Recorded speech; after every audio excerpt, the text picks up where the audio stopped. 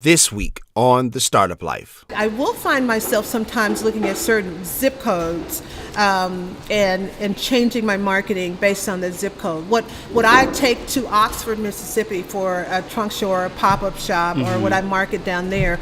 Maybe totally different than what I might do at a pop-up shop here at Crosstown Concourse. Understood. All right, Startup Nation, so let's take flight with Cheryl Pesce, owner and designer of the Cheryl Pesce Lifestyle Brand, as we welcome her back for her third appearance on the show. The Startup Life begins now. 7, 6, 5, 4, 3, 2, 1. You'll never have the sacred stone. Oh, this you crazy mother.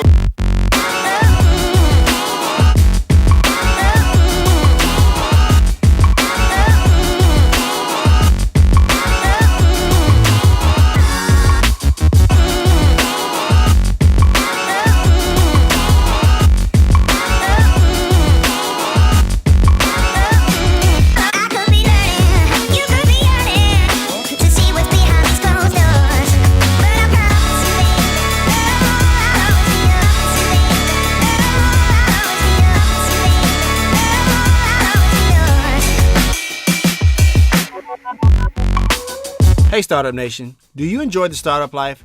Now you can let the world know with gear from the show.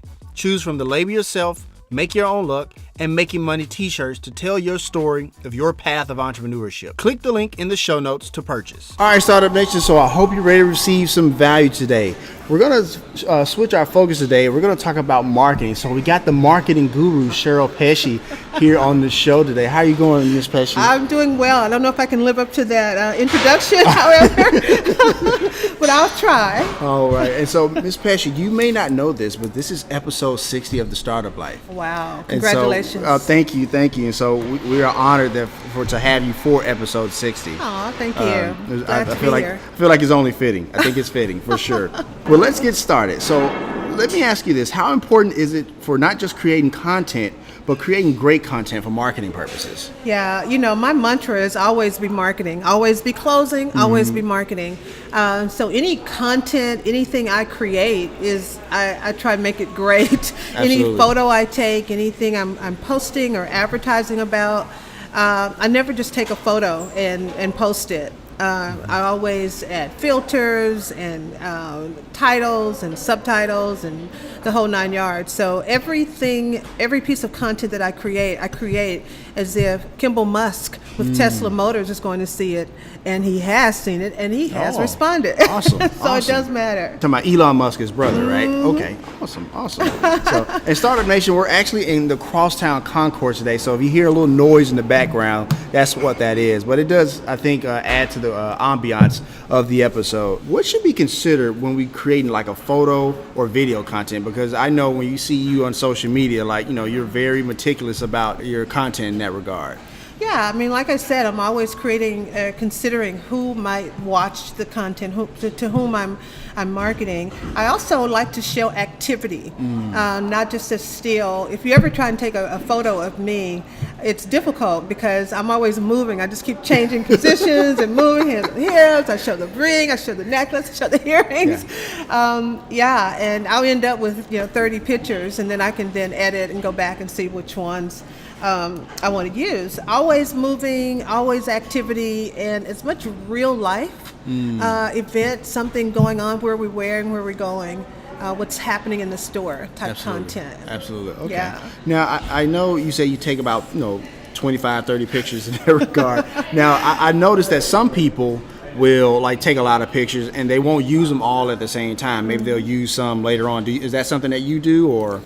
Sometimes, but I take so many photos and I create so many products. I'm always adding products to the brand. I find that I have more pictures and more content in one day than I can post. So the next day I've got something totally new to post. Gotcha. So I don't have to save anything. Absolutely. Yeah. We all know social media is a large part of marketing efforts in this digital age, right? Yeah. But I think that, maybe there's some old school measures that still work just as great.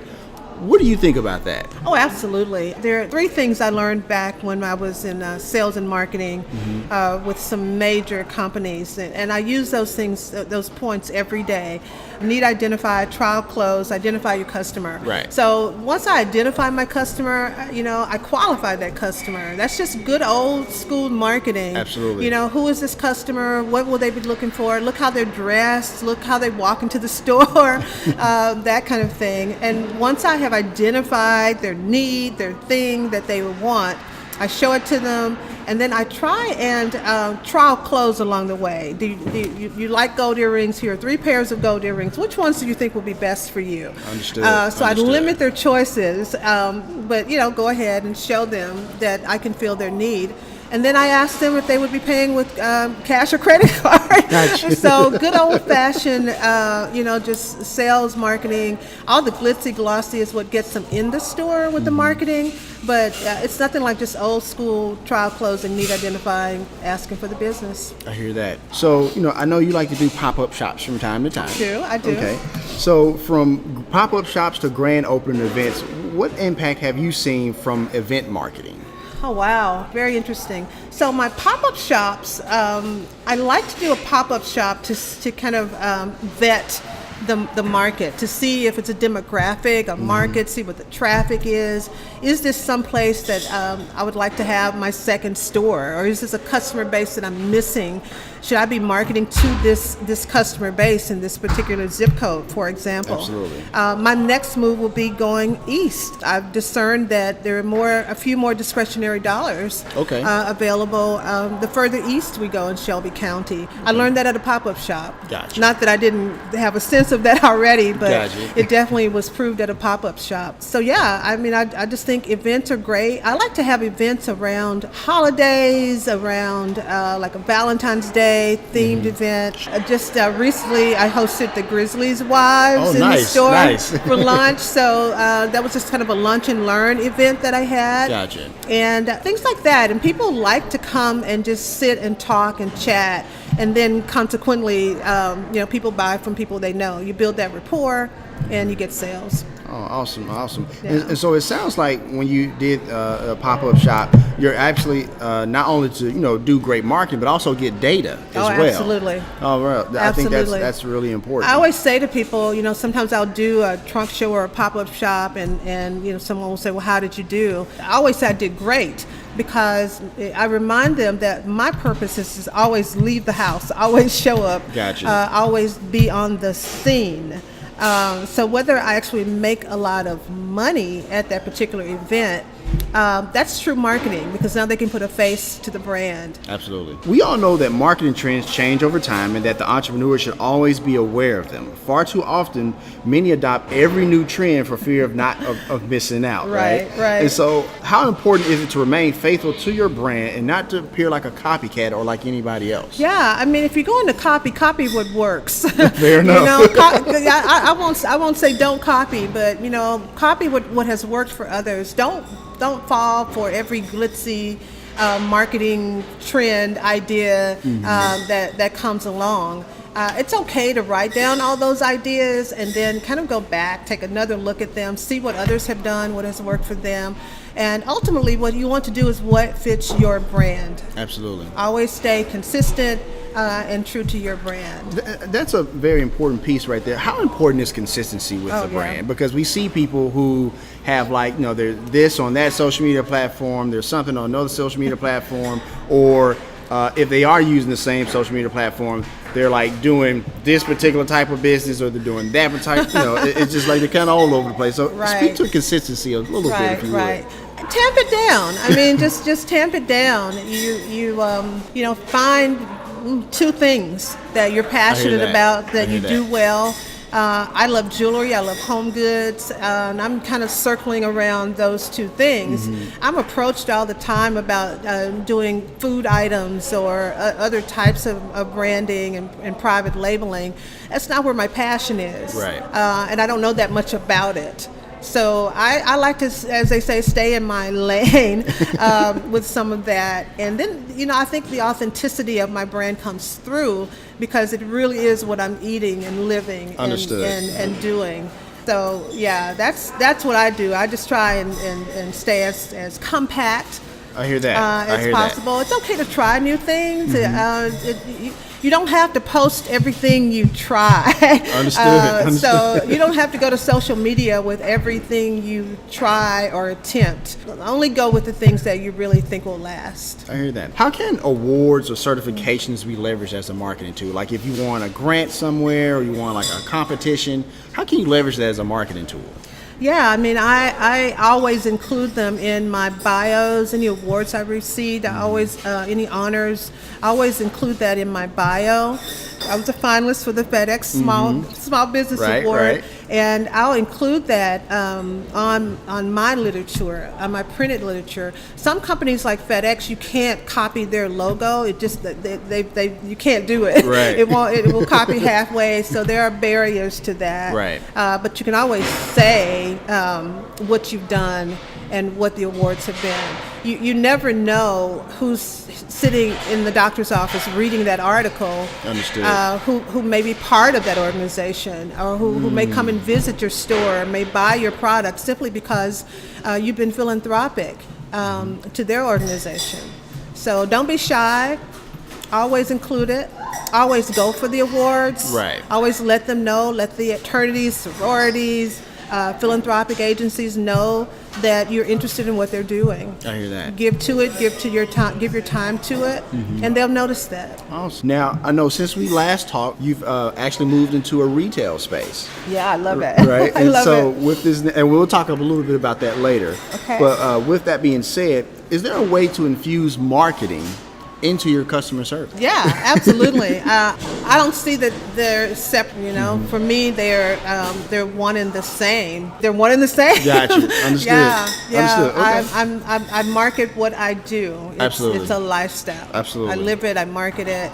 That's just specific to my brand, I know, but I think others could benefit from that as well. Absolutely. So, we always, we see the Shark Tanks and shows like that, and we always hear the elevator pitch. How important is the elevator pitch to the small business owner? Yeah, I have an elevator pitch, but I'll preface sometimes and say to the person, here comes my elevator speech. I literally say that, tell them that I'm about to give them my elevator speech. You're announcing it, huh? Yeah, and then oftentimes I will say to them, we're going up to the top of the Empire State Building. So Gotcha. my elevator speech may be a little longer than a 3-story ride up the elevator. Gotcha. But I try and just kind of say to the person, I'm about to tell you about my brand. It is this, it's this. Right. So that they're not looking for a short ride on the elevator. Understood. I feel that if I capture them once we get on the elevator, close the door on the first floor, that they're going to stay on for the full ride. I hear that. And last question before we go to break. Have you ever collaborated with someone in an effort to cross-promote? If so, how did you find the right partner, and how did that work out? Yeah, I like to do that sometimes with products that complement each other or one another. Of course, I would never, I would never collaborate with another jewelry designer. Understood. Even though there's no duplication necessarily there. It's just I would rather do something that is totally parenthetical to what I'm doing. Gotcha. It's the total opposite. I do find that in doing that and pairing with another opposite of my brand, I reach a different customer base. Someone who may have been on my hit list, if you will, right, but that I hadn't been able to reach. So, we're sitting here at the Concourse right now in Farmburger. I'll do an event and have Farmburger maybe cater it. Understood. Or do a pop-up shop in Farmburger. Gotcha. Right. So that there's a collaboration. I'm bringing my customers to them and vice versa. Absolutely. So we're going to go ahead and take a quick break. How you like being back for your third appearance on the Startup Life? I love it. I love this. I actually love that. I love this. I don't have to worry about my makeup and what I'm wearing. You always know you look fabulous. Oh, you're kind. I appreciate it. But yeah, I enjoy it every time. You make it easy. Thank you so much. All right, Startup Nation. So I hope you're getting great value from today's content, but we got to pay some bills. Once again, my name is Dominic Lawson, and you're listening to The Startup Life.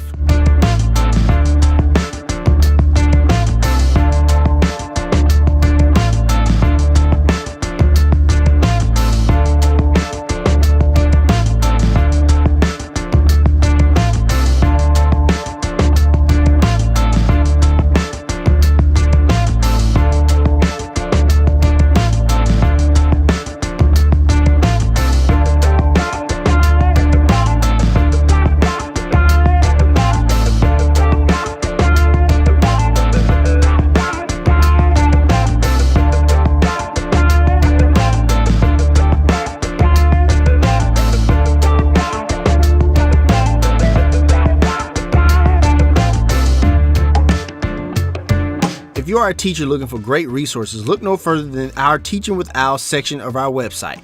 Enjoy great lessons such as our mini lesson for the story of an hour, or dive into the Nixon presidency as part of our legacy series.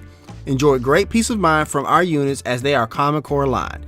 Click the link in the show notes to purchase. All right, Startup Nation, so let's continue. So, Ms. Pesce, last time we talked to you, you were in another space, right? But now you're in a retail space in the wonderful Crosstown here in Memphis. Yeah. Tell us how that move's been and what's the experience been like so far? Well, yeah. I spent most of my life being tethered to something, tethered to my parents, tethered to my education, my husband, my daughter. And for the first time in all those years of my whole life, I found myself untethered. And I kept saying to people, I'll never have a store. I don't want a brick and mortar. It's funny you mentioned that because in the last episode we talked about that a little bit, right? And so I was curious how that experience was. Yeah, careful what you say because it may change. And that's what happened to me. I was very happy to be in my studio space. I didn't want a place where I had to set hours and times and be there at a specific time all day and be chained, tethered to that place. But about 6 months ago, I came on a tour of Crosstown Concourse, and I absolutely fell in love with it. Everything about it, the mid-century modern, the contemporary, the cleanness, the industrial look of it, just spoke to me. Absolutely. And I was with my daughter on that tour, and we both looked at each other and said, "We've got to put a store in here, or live in here, or something. We got to be part of this." And interestingly enough, the Crosstown Concourse developers had contacted me 2 years ago. Oh wow! Okay. Yeah, about putting a jewelry store in the Concourse. Just lending my diversity as a woman and a black-owned business to the Concourse. And of course, I said no because I didn't want to be tethered. But yeah, I signed the lease in August and went to work designing my store, the Cheryl Pesce Lifestyle Store, and I've never looked back. Absolutely. Every day has exceeded my expectations. I hear that. It's crazy. I opened the week before Thanksgiving. All intentional. Right. All intentional. So the numbers are a little skewed by the Christmas shopping, but I really feel hopeful for that spring and summer and the next 5 years are going to be great here. It's one of the best moves I could ever have made. That's awesome. So Startup Nation, what I hear in that response is that sometimes things change. Sometimes we have a plan in place and sometimes the opportunity just presents itself and you kind of have to jump on it. Is that fair to say, Ms. Pesce? That's fair to say. I was talking to Mary Conley and I was Kimberly Perry at the luncheon that I hosted recently. And their husbands are both point guards. Okay. Mike is presently a point guard and Elliot, everyone knows Elliot Perry, the great Elliot Perry, point guard. And so Mary asked me the same question about changing and how I made that change and the flexibility.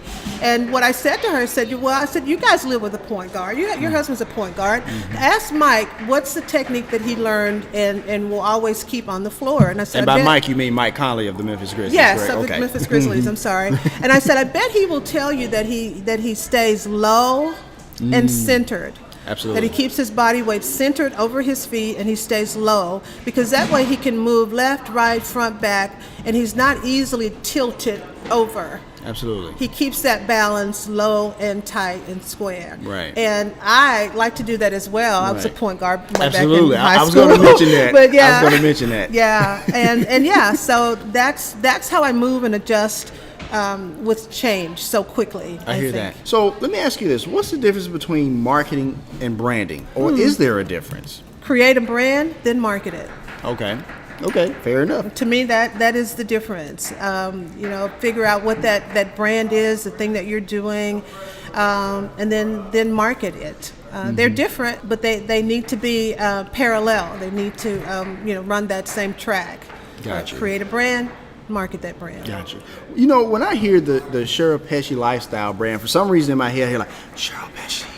It's like one of those like artistic type, like creating it leads to the next question about creating a buzz, right? So what's the secret to creating a buzz for the Cheryl Pesce Lifestyle Brand? Wow. Well, an overused term, organic. It happened organically. Okay. I'm a jewelry-driven business. That is what I do. That is what I love creating. Sometimes I would take, this was a couple years ago, I would take a picture standing in my home of an earring, and I'd say, oh, look at the earring I just created. And people would say, my customers, my followers would say, oh, I love that earring. And what is that lamp in the back? That's a really cool looking lamp. So I would go on to tell them about the lamp. And then someone else would say, is that a Diane von Furstenberg dress? What is the dress? I'm like, guys, I'm trying to show you the earring.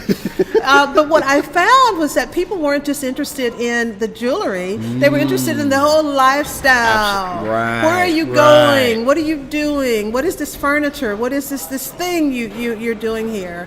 And so out comes Cheryl Pesce, the lifestyle. Right. So when I decided to do the store, I just wanted to mimic my home. The lamp, the sofa, everything you see in the store is kind of a microcosm of my home. Absolutely. So it's the Cheryl Pesce Lifestyle Store. Gotcha. All right. Awesome stuff. Awesome stuff. So do you ever do like giveaways or competitions to kind of promote the brand? What are some of the kind of cool, unique ways you do to kind of promote the brand? Yeah, I do this thing sometimes on Instagram. I think it's fun. I was just listening to a documentary about how people are using robots, that they're not real followers. You can pay like $5 and get 1,000 followers or whatever, because I presently have just over 1,300 followers, and now look at somebody and they've got like 5,000 followers. Like, what's going on here? But my followers are real individuals. They're real people. Understood. So when I'm reaching some platform that I've set for myself, like if I'm reaching 1,300. If I'm at 1,297 followers, then I'll do a giveaway, that the 1,300 follower, please follow me on Instagram. The 1,300 follower will get an amazing piece of jewelry. And it will drive people to go ahead and follow me where they just hadn't clicked on the follow button. Right. They've seen my content, but they've just never clicked on the button. Understood. And that has worked for me many times. And I'll just pick a random number. Okay, the 1,320th follower gets a pair of earrings, and I'll see people go, oh, I'm going to follow Cheryl. Gotcha. And it totally works. Awesome. Yeah. Just shift our focus just a little bit. How has building relationships and leveraging a network provided you opportunities? Oh man, that's everything. Yeah, it's absolutely everything. And I'm fresh off of this whole, hosting the Memphis Grizzlies spouses, wives, and significant others. And, it's a great example of leveraging and building. The way I did that was that someone with the organization was married to someone who used to be my real estate agent.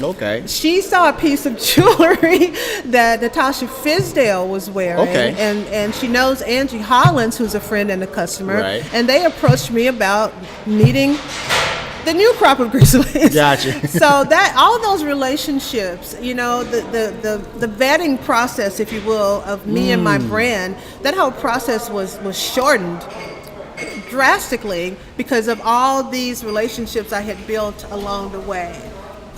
So you have to always know that, and it's always good to just kind of sit down and go, well, who do I know at? Who do I know with in banking? Absolutely. Who do I know with the Grizzlies? Who do I know? Whatever you're trying to reach, make a list. Leverage those relationships. Do I attend church with someone who can make an introduction? Am I in a networking group with someone who can make an introduction? And ask them. 9 times out of 10 they will, if you have a good brand and you've done a good job representing yourself. Absolutely. Quick follow-up question. Have you ever established a relationship and you had all the best intentions in the world, maybe they had the best intentions, and for some reason it just fell through? Oh, many times. many, no, I shouldn't say many, but there have been a few. Right.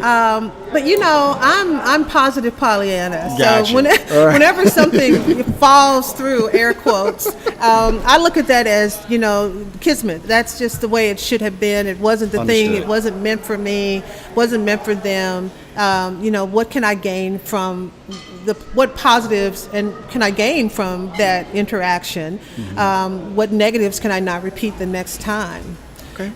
Which I also think is a very good reason, I want to add this, to always have a contract. Always have a contract. Understood.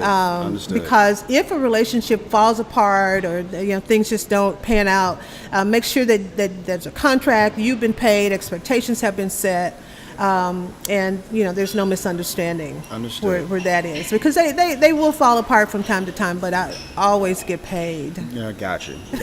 Put it on black and white, Startup Nation. Put it on black and white. So let me ask you this, because we see marketing campaigns where sometimes a company or firm or whoever attacks the competition. Where you got like McDonald's going after Burger King or vice versa. So how do you handle or address competition in a marketing campaign? Yeah, this is another old school thing that I learned back in my marketing and branding days in corporate America. It was a concept we call value added. Okay. So, for example, I worked for the largest medical equipment company in the world, Baxter Pharmaceuticals and Medical Equipment. And I would bid for, IVAC or different types of medical equipment in hospitals. Understood. And they would ask several companies to bid for that business. And I would always add something, value added. I would bid for the product they wanted to buy, but I would also add that I would come in 3 times a year and do in-service. I would also add that they would get, some add-on product that they needed. Okay. There was also the fact that they would get me 24/7. So it's called speccing the bid, value added. Okay. Look at me rise up. I love talking about this. I love talking about this stuff on the edge of my seat over here. No worries. I think you're adding some extra value for Startup Nation. We'll actually probably put some of that in the show notes, to kind of like vocabulary terms to kind of put that in there. But go ahead. Exactly. But that's how I handle competition, if you will. Is just to add something to it, add the unexpected, and they don't really see it coming because it's not in the bid. Gotcha. It's not what everyone else is doing. Sure. One of the other things I do is if you order something on my website, I guarantee for $10, no matter how large, no matter how small, what you order. If you're in the city, you get that in one day. You get it next day delivery. Oh, wow. Okay. Yeah, and if you're outside of the city, you get the second day delivery. Okay. So, once I've made it, of course, once I've made it and shipped it, it's a 1 day or 2 day delivery. I hear that. That just comes standard with the Cheryl Pesce brand. Awesome. Do you ask for referrals, and do they help? Sure.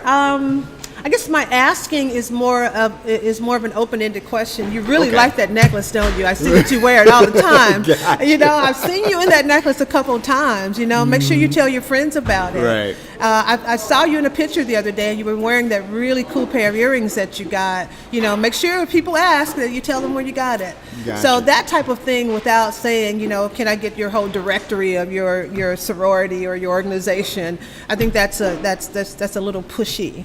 But just a gentle touch to ask for a referral. And then I'll do this thing on social media. If I see a customer wearing a piece of my jewelry, for example, I'll tag myself in that conversation and add my website to it as well. And that's kind of a quiet way of getting referrals. Okay. So does demographic marketing work, or should you shy away from it?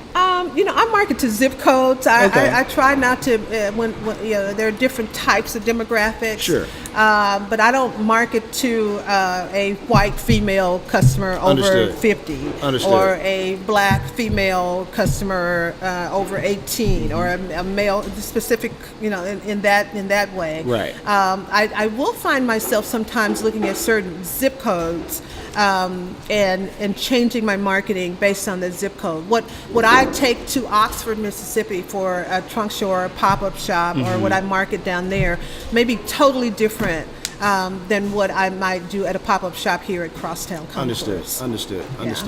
So before we get into the last question, you know how this works, Ms. Pesce. If you got anything that's coming up, pop-up shops, events, sales, giveaways. Oh my gosh. the floor is yours to kind of... How much time do we have? As much time as you have, Ms. Pesce.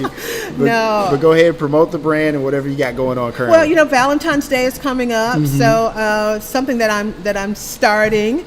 adding to the brand, I am the Crosstown florist. Oh, okay. And garden center now. Gotcha.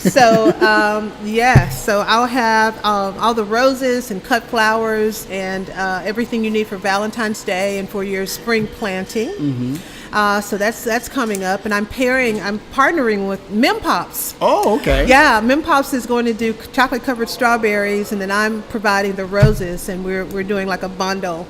Nice. Yeah, it's really cool. So Okay. we're taking orders now at my store, the Cheryl Pesce Lifestyle Store, and also at Mem Pops here at Crosstown. Okay. And then we deliver on the Concourse property with no additional cost. Absolutely. And also something I've been doing that's been very well received on my website, because that's one thing I want to make sure that everyone knows. While I have a bricks and mortar retail store, I also have a very active website. Absolutely. Because e-commerce is international. Absolutely. So with that website, it's CherylPesce.com. Mm-hmm. Every month I do a featured a feature. Like the January feature was 40% off of all the jewelry on the site. I did that primarily because January is a slow month. It's cold. People aren't coming out shopping as much. Right. We had 5 days when people were home from the snow here. So that's generally a good month to do something like that. People will sit home and go through the internet and make their orders, and it was great. So every month now I'm doing a feature. Okay. And it's always something that people want. It's not like something I have that's overstocked. Yeah, gotcha. It's something that people are buying a lot of, and so I'll do a big feature. Mm-hmm. My February feature, I'll announce it here. Is that okay? Yeah, that's totally fine. The February feature is a pearl bracelet with a sterling silver heart. The heart reads, "I will love you forever." And that's going to be like $40 online, and it's all natural, genuine freshwater pearls. I'll handcraft it. I'll make each bracelet, and with the sterling silver. So you heard it first here. Awesome. Getting exclusive stuff on the Startup Life now. Awesome. And that promo code will be Valentine's Day. Okay, all right. And so Startup Nation, we'll have Cheryl Pesce's website. We'll have Cheryl Pesce's store address and Mem Pop store address, so you can go ahead and make those Valentine orders. And if you see in the show notes, the promo code Valentine's Day, is that correct? Yes. It's also there in the show notes as well. So before we wrap up today, what's the number one thing every entrepreneur should remember when it comes to marketing? Spend your money wisely. Okay. Spend your money wisely. Make sure that advertisement that you're buying is targeted. Mm-hmm. Always have someone, whomever you're buying the advertisement from, or if you're just doing it yourself, that you create some type of tool so that you can go back and see if that marketing approach worked, if it's something you want to do again. If you're involved in some type of marketing right now, don't just stay in it perpetually. Step away from it. Take a look at it. Make sure it's doing what you want it to do. Mm-hmm. Make adjustments if it isn't. But always spend your marketing money wisely. I hear that. So that's going to do it for episode 60 of the Startup Life, Ms. Pesce. Did you enjoy it? I always enjoy it. I got so much more to say, though. Oh, my gosh. We'll have to do it again soon. Absolutely. All right, Startup Nation. So here's my final take. When it comes to Cheryl Pesce, she really is a marketing guru. Think about it. She understands that you do have to innovate with your marketing and adopt the new age digital wave of social media and other aspects, but she also understands that some of the fundamentals of old school marketing work just as fine as well. And she understands that melding the two together makes you not only marketable as a business, but more efficient as an entrepreneur. If you want to let us know what you think about our show, have an idea for a show topic, or would like to advertise on our show, send us a message on the Startup Life Podcast Facebook page. And while you're there, like and follow our page as well. It's a new way for us to engage with you, Startup Nation, and really grow our community. The link is here in the show notes. Subscribe to the show, as it can now be heard on iTunes, Google Play, Spotify, Stitcher Radio, and SoundCloud. If you are listening on iTunes and you find our content valuable, please give us a 5-star rating, as it will help us climb the charts and help more people find our show. And hey, if you have an idea, be about that life, the Startup Life.